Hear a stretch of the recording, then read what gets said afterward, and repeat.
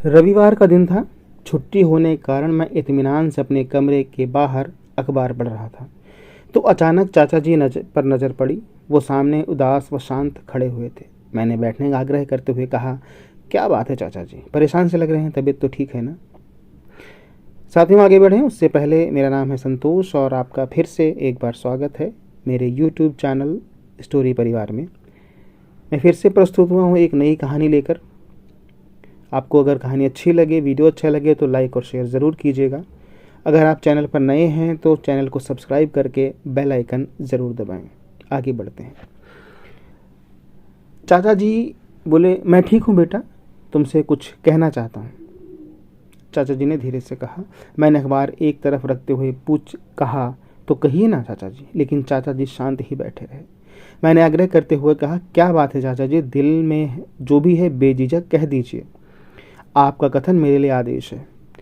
चाचा जी की चुप्पी दरअसल मेरी बेचैनी बढ़ा रही थी। बेटा पवन, तूने कभी भी मेरी बात नहीं टाली।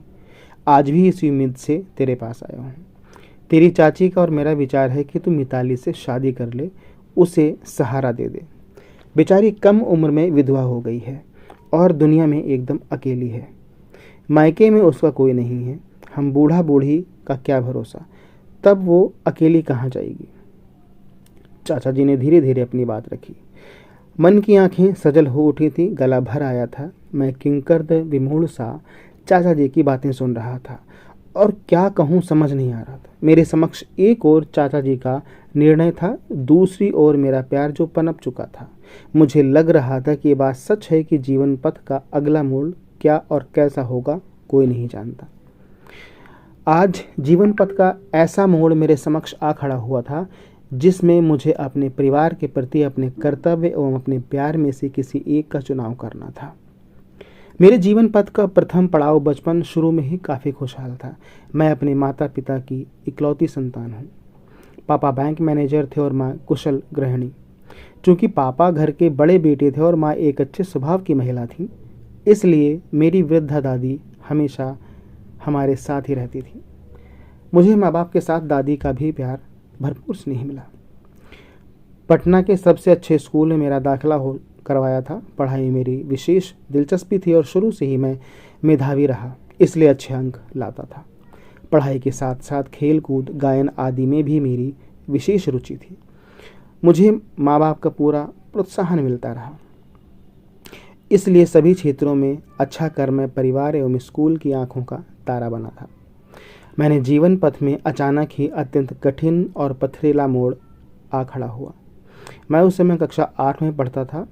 माँ पापा का अचानक रोड एक्सीडेंट में देहांत हो गया। मेरे पास इस दुख को सहने की ना तो बुद्धि थी ना ही हिम्मत। मैं हताश और हारा हुआ सा था, सिर्फ रोता रहा। उस कठिन समय में दादी ने मुझे ढांढस बंधाया और अपने छोटे बेटे यानी मेरे चाचा जी के घर ले आई। मैं चाचा जी के साथ जमशेदपुर में रहने लगा। उनका इकलौता बेटा पीयूष था। वो मुझसे 2 साल छोटा था। चाचा जी ने उसी के स्कूल में मेरा नाम लिखवा दिया। मैं वहाँ भी अच्छा अंकों से पास होने लगा। चाचा जी मेरी रहने, खाने पीने, पढ़ने लिखने आदि सभी व्यवस्था देखते, लेकिन मेरे और पीयूष के प्रति उनके व्यवहार में थोड़ा फर्क रहता। जैसे चाची मुझसे नजरें बचाकर पीयूष को कुछ स्पेशल खाने को देती, लेकिन पीयूष मेरे लाख मना करने पर भी उसे मुझसे शेयर करता। मैं चाचा जी के सारे भेदभाव नज़रअंदाज कर तहे दिल से उनका आभार मानता। उन्होंने मुझे बेसहारा को सहारा दिया, साथ ही अच्छे स्कूल में मेरा नाम भी लिखवाया। मेरी दादी जब तक रहीं मुझ पर विशेष ध्यान दे रहीं, किंतु वो माँ पापा के आकस्मिक निधन से अंदर तक टूट चुकी थी। उनके जाने के 2 वर्ष बाद वो भी चल बसी। चाचा जी पीयूष की उच्च शिक्षा हेतु अक्सर चर्चा करते, किंतु मेरे संबंध में कोई जिज्ञासा नहीं व्यक्त करते। मैंने 12वीं की शिक्षा उच्च अंकों से प्राप्त की। फिर बीकॉम करने के बाद बैंक परीक्षा में उत्तीर्ण होकर मैं सरकारी बैंक में पीओ बन गया।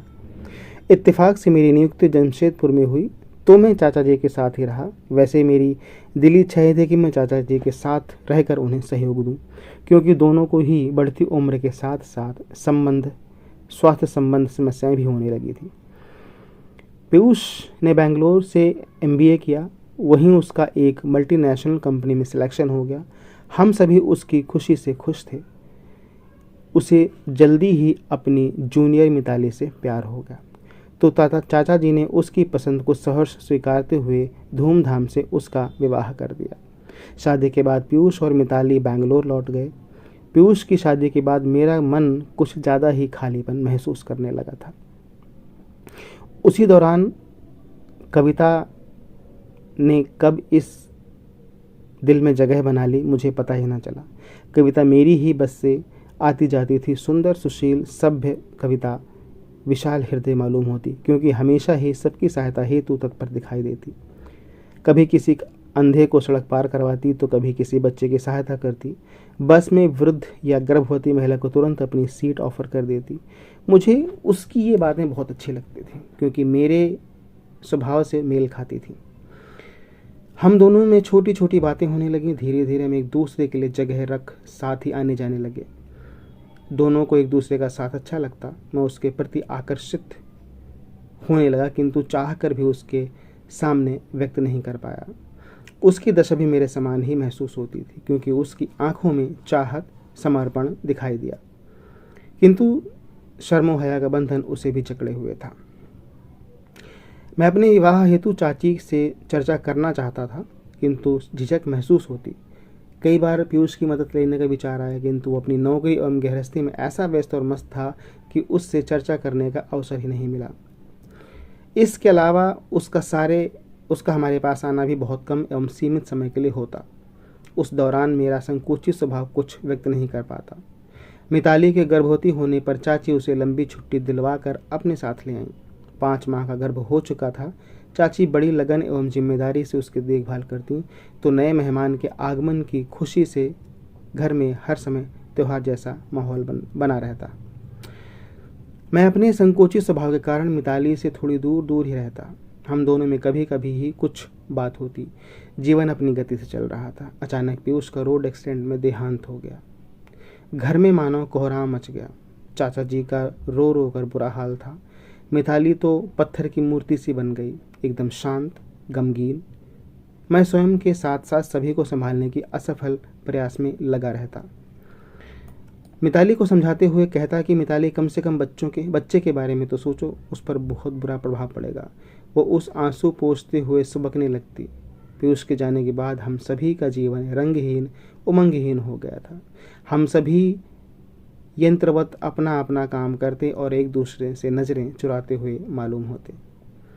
जीवन यात्रा की टेढ़ी मेढ़ी डगर मेरे मन मस्तिष्क में हलचल मचा रही थी। चाचा जी मिताली से विवाह करने की बात पर मेरा जवाब सुनना चाह रहे थे।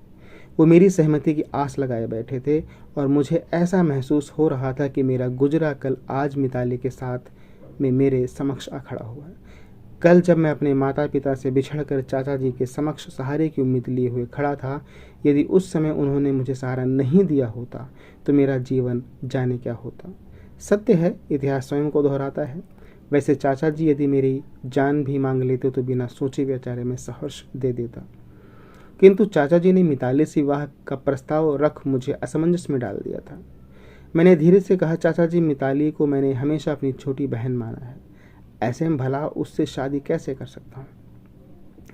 बेटा, तुम निराश करोगे तो हम कहाँ जाएंगे? कहते हुए चाचा जी रो पड़े। मैंने उन्हें संभालते हुए कहा, चाचा जी स्वयं को संभालिए। यूँ निराश होने से समस्या का समाधान कैसे निकलेगा? मैं नहीं जानता था कि आप लोग मिताली के पुनर्विवाह हेतु विचार कर रहे हैं। दरअसल मेरा मित्र पंकज अपने विधुर भैया प्रसून के लिए मुझसे मिताली का हाथ मांग रहा था, किंतु मैं उसके प्रस्ताव पर इस बार उस पर क्रोधित हो पड़ा था कि अभी बेचारी पीयूष के गम से उबर भी नहीं पाई है। उसका बच्चा मिताली के गर्भ में है। ऐसे में उससे मैं कहीं और शादी करने का कैसे बोल सकता हूँ? उसने मुझे समझाते हुए कहा था कि दोस्त, गंभीरता से विचार कर, जो हुआ बहुत बुरा हुआ, किंतु वो हो चुका है, तो अब उससे निकलने का उपाय सोचना होगा। मेरी भाभी मेरे बेटे के जन्म के साथ चल बसी। आज बेटा 1.5 वर्ष का हो गया है। मेरी माँ बेटे प्रखर का पालन पोषण करती है, किंतु वो बूढ़ी और बीमार है। भैया दूसरी शादी के लिए इसलिए इनकार कर देते हैं कि अगर उनकी दूसरी पत्नी उनके जान से प्यारे प्रखर के साथ बुरा व्यवहार करेगी तो बर्दाश्त नहीं कर पाएंगे। वही सिचुएशन मिताली के समक्ष भी आ खड़ी हुई, लेकिन वो बेचारी जिंदगी किस सहारे निकालेगी। उसने मुझे विस्तार समझाते हुए कहा कि देख दोस्त, तेरे भैया और मिताली दोनों संयोगवश अपने जीवन साथियों से बिछड़कर अधूरे अधूरे रह गए हैं। हम दोनों को मिलाकर उनके जीवन को सरस एवं सफल बनाएंगे, यही सर्वथा उचित होगा। मैंने बहुत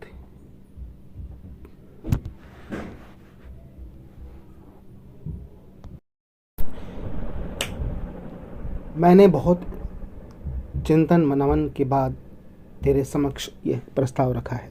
दोनों एक दूसरे के बच्चे को अपना कर जीवन साथी बन जाएं, इसी में दोनों का सुख है। जो घटित हुआ उसे तो बदला नहीं जा सकता, किंतु उनका भविष्य तो अवश्य सुधारा जा सकता है। गंभीरता से विचार करने पर मुझे पंकज का प्रस्ताव उचित लगा, किंतु आप लोगों से इस बारे में चर्चा करने का साहस मुझ में न था। आज आपने चर्चा की तो कहने का साहस जुटा पाया। चाचा जी मेरी बातें शांति सुन रहे थे और समझ भी रहे थे, क्योंकि अब वो संतुष्ट नजर आ रहे थे। चाचा जी को अब तक पर्दे की ओर से हमारी बातें सुन रही थीं। लपट कर सामने आ खड़ी और अधीरता से बोली, बेटा कैसा है पंकज के भैया, क्या कहते हैं, उम्र क्या है उनकी और क्या तू उनसे मिला है, वगैरह वगैरह। मैंने उनको पलंग पर बिठाते हुए कहा, चाचा जी पहले आप इत्मीनान से बैठे, मैं सब बताता हूँ। बड़े नेक और संस्कारवान इंसान हैं, सरकारी स्कूल में शिक्षक हैं, मेरी ही उम्र के होंगे, क्योंकि पंकज से 2 साल ही बड़े हैं। पंकज मुझसे लगभग 2 साल ही छोटा है। वैसे आप लोग पहले उनसे मिल लीजिए, उसके बाद निर्णय लीजिएगा। मैं तो मिताली को देखकर चिंतित हो जाता हूँ, समझ नहीं आ पाता कि वो इस बात के लिए तैयार होंगी भी नहीं। अभी बेहद गुमसुम व गमगीन रहती हैं। बेटा तू चिंता ना कर, उसे विवाह के लिए हम सभी को प्रोत्साहित करना होगा। विवाह होने से वो स्वयं को सुरक्षित और महसूस करेगी, और जिस समय उसका प्रभाव गर्भ पर भी सकारात्मक पड़ेगा। बेटा वो अभी स्वयं को अकेली एवं असुरक्षित महसूस करती होगी। एक औरत होने के नाते मैं उसकी भावनाएं समझ सकती हूँ। यदि उसे सहारा मिल जाएगा तब उसे दुनिया और जीवन का प्रकाशवान लगने लगेगा। हम सब के सहयोग और प्रोत्साहन से वो सामान्य जीवन के प्रति अग्रसर हो जाएगी, चाची जी ने समझाते हुए कहा। फिर चाची 2 मिनट बाद बोली, बेटा पवन मिताली की शादी के बाद हम तेरी शादी भी कर देना चाहते हैं। ठीक है चाची, लेकिन अभी हमें सिर्फ मिताली के संबंध में ही सोचना चाहिए। कच्ची उम्र में बड़ी विपदा उस पर आ पड़ी है। हाँ बेटा, बहुत दुख लगता है उसे यूं तो मूर्ख बना देकर, लेकिन तेरी जिम्मेदारी भी पूरी तरह कर देना चाहती हूँ। कोई नज़र में हो तो बता देना, कहते हुए चाची ने स्नेह से मेरा सर सहला दिया। मैं कविता को याद कर आहिस्ता से मुस्कुरा दिया। प्रसन्न भैया के साथ मिताली की शादी कर दी गई। उनके प्यार, संरक्षण और हम सभी के स्नेह के सहयोग एवं प्रोत्साहन से मिताली ने स्वयं को संभाल लिया। समय से उसने प्यारी सी बेटी को जन्म दिया तो हम सभी को सारा संसार गुलजार महसूस होने लगा। सबसे बड़ी बात तो ये हुई कि अब मिताली खुश रहने लगी। बच्ची के नामकरण हेतु घर में चर्चा होने लगी तो मैंने कहा, प्रसून भैया आपने बेटे का नाम प्रखर बहुत प्यारा एवं सारगर्भित रखा है, उसी तरह बेटी का भी नाम बताएं। प्रसून 2 पल सोच कर मुस्कुराते हुए बोले, मेरी बेटी का नाम होगा पीयूषा, जो है तो पीयूष की निशानी, किंतु दुनिया उसे मेरी निशानी के रूप में पहचानेगी।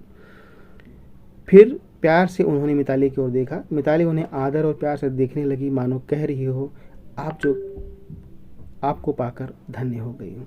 साथियों, ये थी एक छोटी सी फैमिली कहानी आपको पसंद आई हो तो वीडियो को लाइक और शेयर करें। चैनल पर नए हैं तो विनती है बिना सब्सक्राइब किए मत जाइएगा, और सब्सक्राइब करने के बाद बेल आइकन ज़रूर दबाइएगा। मिलते हैं अगले वीडियो में, तब तक के लिए जय हिंद, जय भारत।